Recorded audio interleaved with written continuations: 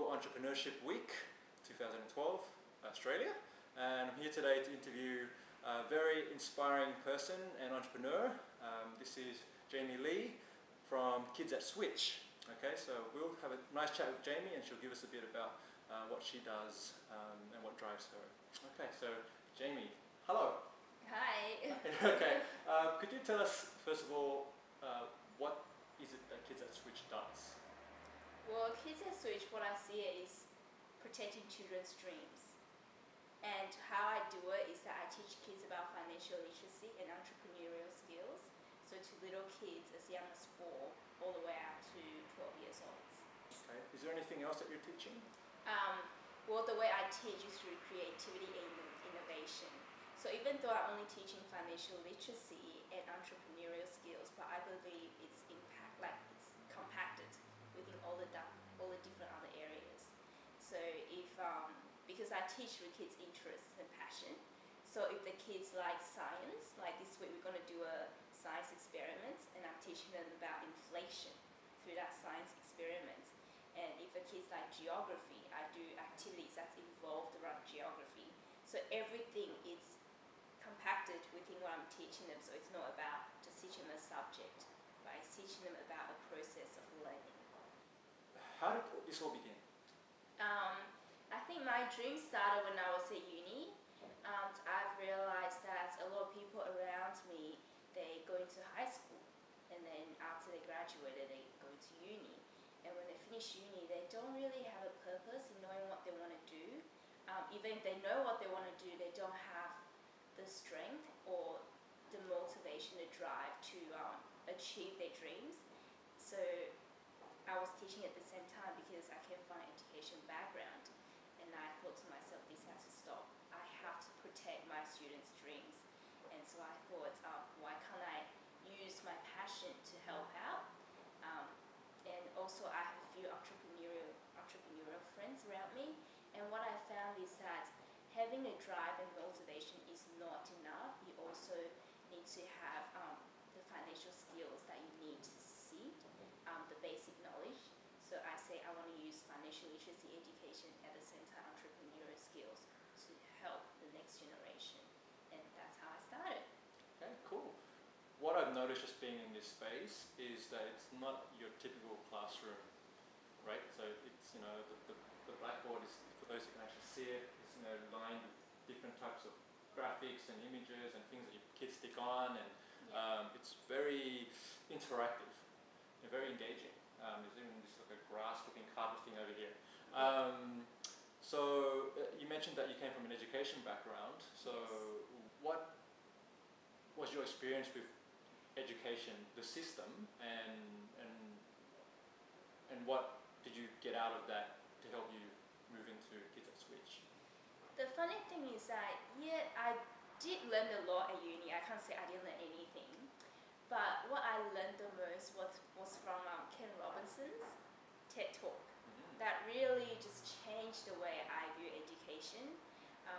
So I know that education should be personal, learning should be personal. It shouldn't be about competing with each other.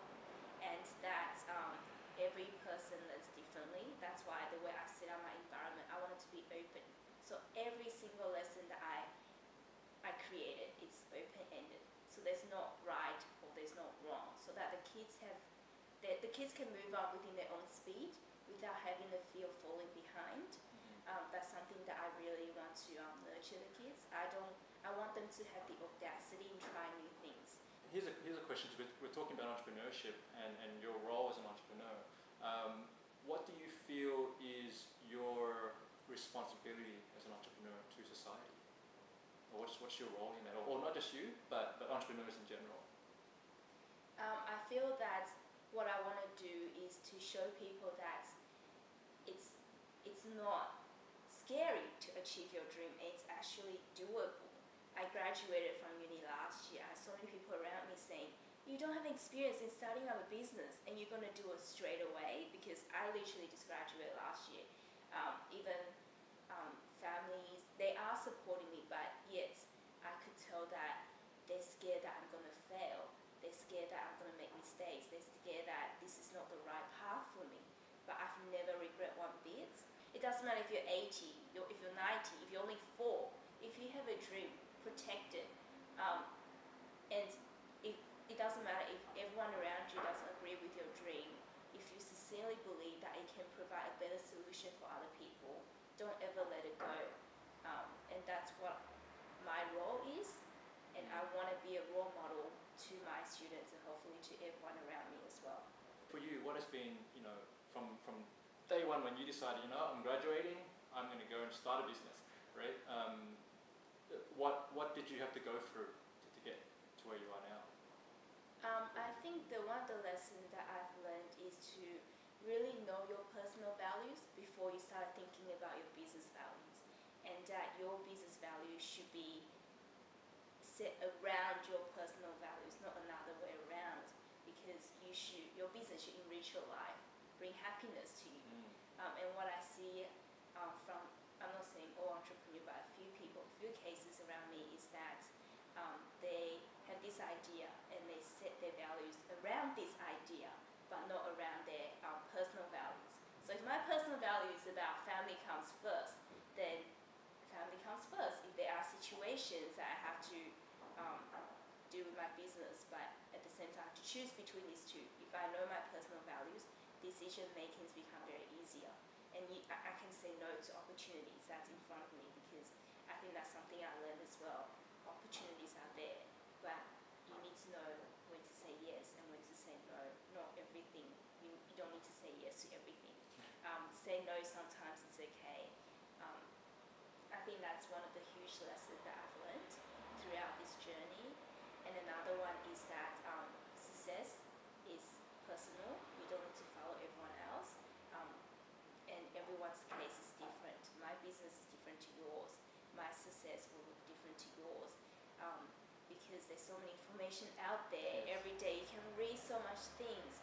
Sometimes you get driven away by those information, by those successful people, and you kind of lose your core. And for me, success is not about how many number of students I have, how many kids at Switch I have, but it's really about the joy that each of my students is experiencing. For me, that's my success. And for me, you're different. So I think when I started, I was so focusing on, oh no, I need to spread my idea, I need to get more students, I need to teach, I need to tell the parents, tell the school, because my idea is great. But it's not that. It's also focusing on your strength. I think that's something I need to work on. All these things, I'm still working on it. It's not that I'm overcome it. I think they're all a learning journey that I'm still learning. And I think you can learn from everyone, not just entrepreneurs. Listen more than you talk. That's another lesson that I've learned, because when I started, I want to spread my idea. So I talk more than I listen. And I found that successful entrepreneurs, they might not talk as much, but they look for things to listen to. How much time do you spend looking at what other people are doing? I don't look at what other people you are don't? doing. Okay. I look what my students are doing.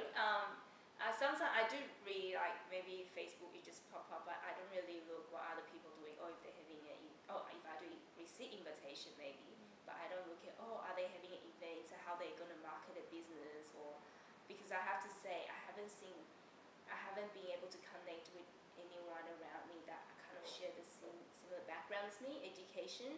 So I guess that's an advantage. I don't need to look at what other people are doing. What has been one of your most favorite moments so far in this journey? I think nothing gives me more pleasure than seeing how much my students enjoy their lessons, and this place becomes a place that they want to come every day, not just on the weekends. And I remember once when I was having a lesson, and because I reflect on myself and my students, so I asked them, how can I improve as a teacher? And one of my students just said to me, but you're the best teacher, how can you improve on being the best? And it really just touched me. And there was another lesson I was having. Usually my lesson go for 90 minutes.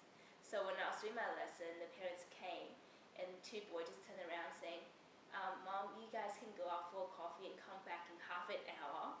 And the moms literally just walked out because the kids didn't want to leave yet. To me, to them, this is not a school. It's a place where they could collaboration, bouncing their creativity with each other. So it's a place that they want to come every day.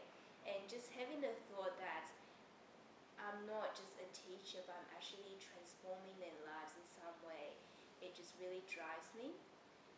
And all the obstacles or difficulties that I face become so small, and I become unstoppable in wanting to do what I want to do. So I don't consider myself providing a service nor a product, but what I'm doing is to protect the kids' dreams. Yeah, and having that purpose within me, it just, I don't know, I feel so happy. And I don't ever, I can't see myself doing anything else apart from doing this. I guess it's my calling.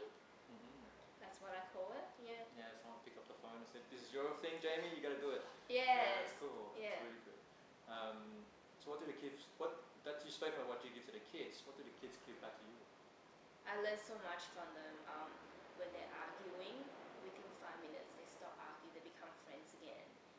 When they're doing partnership, they listen to each other's ideas. They actually incorporate it, and when they learn, they're not afraid to make mistakes. I think I sometimes feel I learn so much more than what they're learning from me. So learning becomes interactive. It's not just one way. Amazing, really, truly amazing. Oh, thank you. All right, I think we'll say thank you at this point in time, and I really appreciate the interview, and we look forward to ongoing and future success for you, what you do. Okay, thank you.